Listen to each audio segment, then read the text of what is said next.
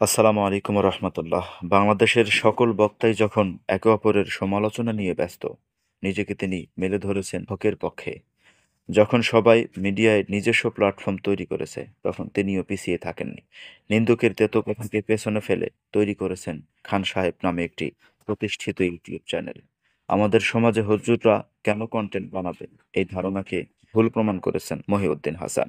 মাত্র ৫,০০০ টাকা বেতন ও নানা সমালোচনার মুখে পড়েন যখন তিনি ইমাম ছিলেন, কিন্তু বর্তমানে প্রায় লক্ষ টাকা ইনকাম করেন খান সাহেব।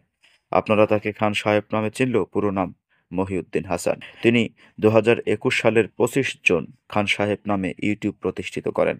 জাতীয় সাংস্কৃতিক সংগঠন শানে মাদিনা ও শাহে মদিনা শিল্পী গোষ্ঠীর পরিচালক, এবং তিনি ইসলামিক সাংস্কৃতিক সুস্থ বিনোদন প্রমোট করতে চান। তিনি বাংলাদেশের ফরিদপুর জেলার জন্মগ্রহণ করেন। সাধারণত বরিশালের আঞ্চলিক ভাষায় বিভিন্ন ধরনের ভিডিও তৈরি করেন মহিউদ্দিন হাসান খান। এক ব্যতিক্রমধর্মী ভিডিও তৈরি করায় তিনি সমালোচিত হন এবং তার জনপ্রিয়তা চারদিকে ছড়িয়ে পড়ে। এরপরে আর পিছনে ফিরে তাকাতে হয়নি।